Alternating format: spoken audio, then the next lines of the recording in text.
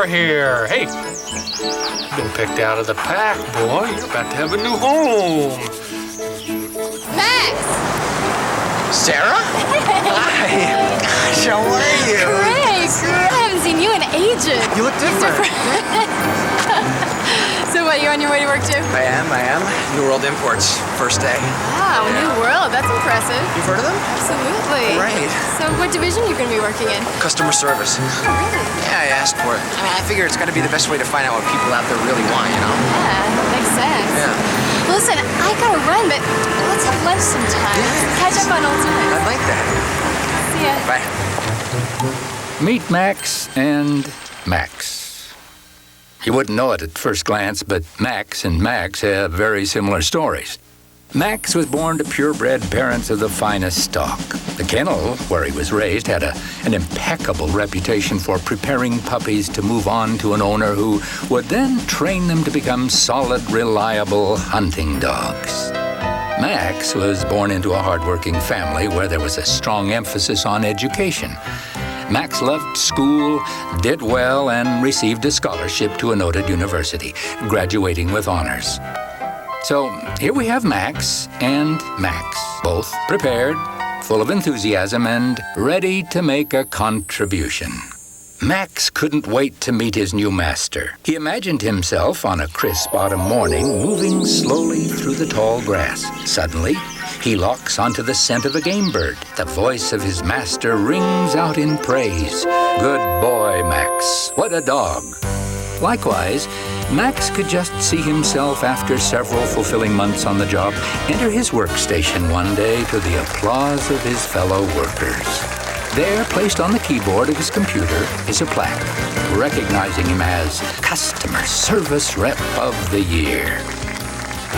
Such were the dreams of Max and Max, dreams of service and meaningful contribution.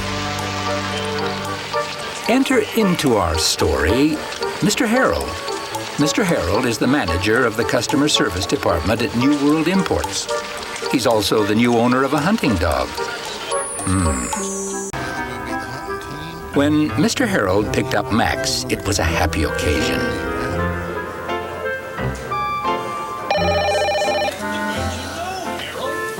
If you've got all these really great ideas, then put them to work in your own department. Okay. Likewise, when Max arrived at New World on his first day, Mr. Harold greeted him in an atmosphere of great warmth and welcoming. Mr. Harold talked to Max about his new home, about hunting, and about, well, life in general. Max listened. In his office, Mr. Harold told Max about the company's goal to put the customer first. Service, he said, as he showed him a nice custom version of the department mission statement hanging on his wall. And Max listened. Time went by. You ready to work on our basic skills this morning, boy? Max learned quickly. Sit, stay, lie down, front. All these were performed without hesitation. More than anything else, I want you to learn to stay on the lawn. Got that? I didn't buy you to go running and jumping in the water any old time you want. That's for me to decide. Then why did you buy me? He thought. Meanwhile, Max became intimately familiar with the higher meaning of practices and procedures. And they request something that falls outside of the guidelines. What do you say? I say, I'm sorry, ma'am, or sir, but company policy doesn't allow me to do that. What is that referring to in this case, sir? Doesn't matter. It doesn't? Absolutely Then not. why did you hire me, he thought. And time went by.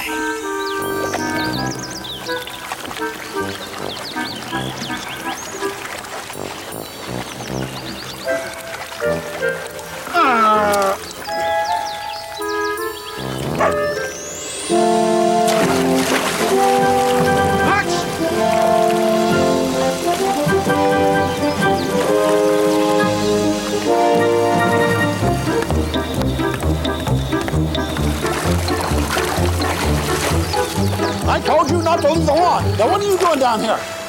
Now, you get right back up on that lawn before I take a newspaper to you. Go on, you get. Get up on that lawn. Max was stunned. All he had on his mind was helping Mr. Harold. He had all this breeding, all this built-in know-how to put to use. The hat falling in the water was the perfect opportunity to be of service. So why is he so upset? He wondered.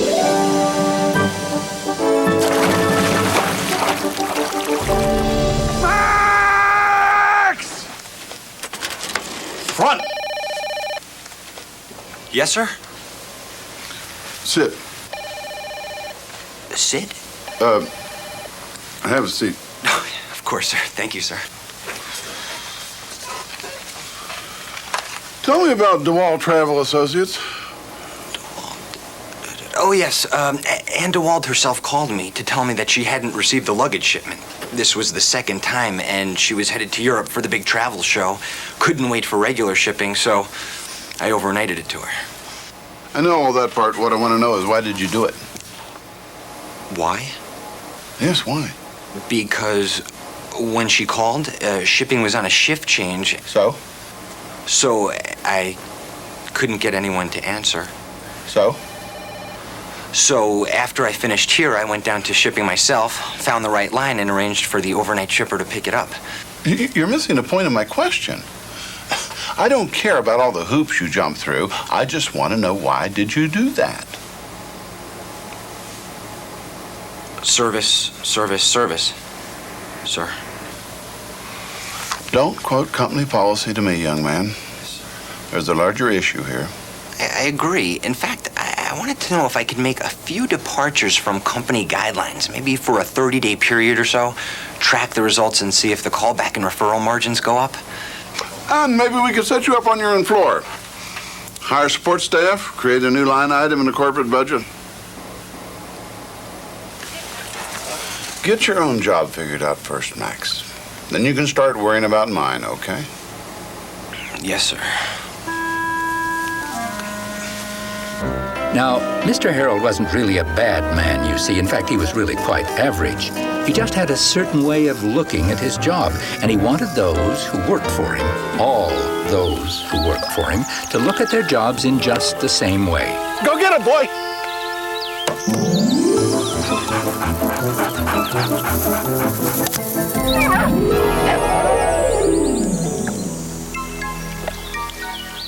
Discipline, boy.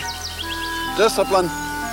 And so, Most important as time went by, quality of great hunting Max dogs. learned exactly You gotta what learn it. Mr. Harold wanted, Even if it's and the he did hard it. way. Likewise, Max put his all into following what seemed to be the real New World guidelines of customer service. And as time went by, he came to know exactly what Mr. Harold wanted, You bought and the he voltage gave it adapters to to him. allow your research team to use their laptops when they're out of the country. Is that right? But you have to understand, it is our policy not to refund or replace after 30 days. I'd be happy to refer you to our customer service supervisor. What will he tell you?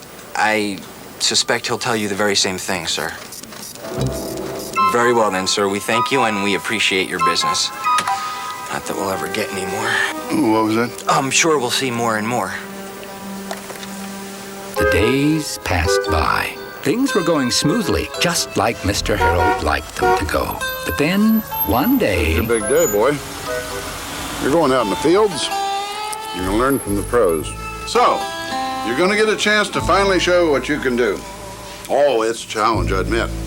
But like we always say around here, challenge is just an opportunity we didn't ask for. So I want you to go out there and remember everything you've learned. Everything I've taught you. There are old customers out there we haven't heard from in a long time. Old friends. And you're going to go out and retrieve them for me. You're finally going to get to do what you've been trained to do. So, get out the elbow grease, strap yourself in, and go get it. The oration was meant to be motivating, no question, even inspiring. The best of intentions were attached to every word. Howdy, boys. How y'all today? I'll go get my gun and I'll be right out, okay? Max, come on, get in the truck. Max was truly excited to go out to the fields and flush out game, but he wouldn't leave the lawn. And Max learned quickly that no matter how sincerely he restated company policy to lost customers, they still had the same problems. Mr. Harold's lofty goals were not being achieved. Mr. Harold was perplexed. Get in that truck. At first, he tried encouragement. Look, boy, I don't know what the problem is, but see, you need to look at this like it's an adventure. That more than anything else is fun, because with each old customer you talk to on that phone comes an opportunity to make a new friend. Yeah, but they all hate me. Oh, I remember you. No, you're the one who said no. I understand, I do, but see those guys? They want to go. They're ready to go. And see their dogs? Their dogs are ready to go. You don't see those dogs lying around with their chins on the ground, do you? The question I'm starting to ask myself now is, why am I paying you the kind of money I'm paying you when this is what I get in return, huh? Can you answer me that? You are supposed to be the best that money can buy. And look at you. I give you your big chance, your big opportunity to show what you can do, and this is what you do with it? Come on! There's a lot of brains and education and ambition you walked in here with a few months ago.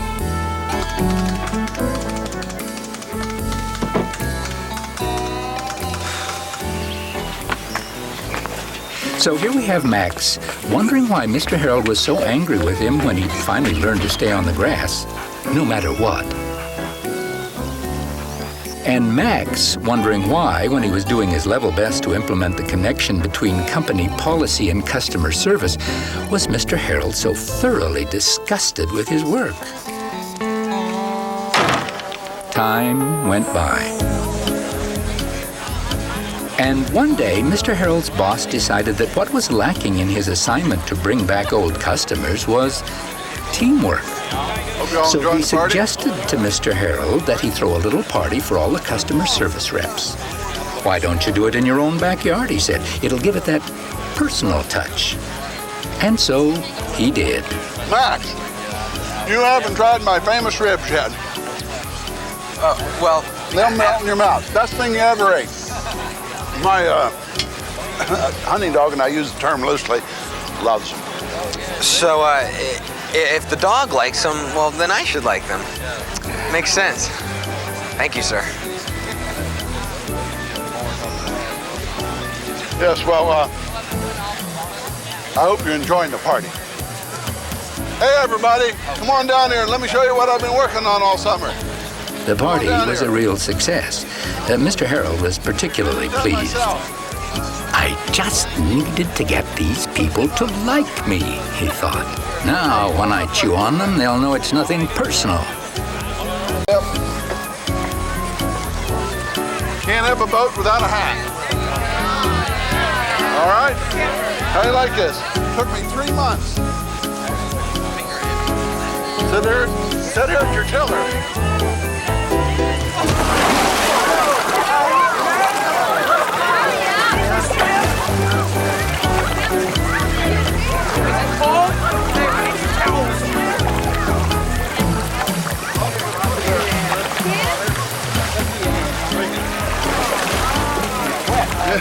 You all go on the party. You go on the party. I'll go change. Yeah, I'm fine. You all just go on. I'll go change. And I'll be all right.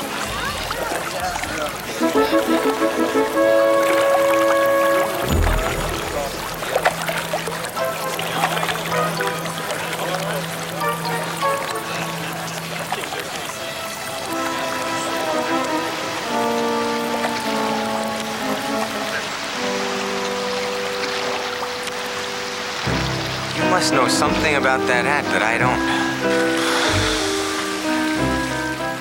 There was an interesting connection felt by Max and Max on that summer day, though neither of them really knew what it was. But nonetheless, fate was having her way on that day, proving that not all of the best ironies in life are reserved for stories in storybooks, as we might suppose. And time went by.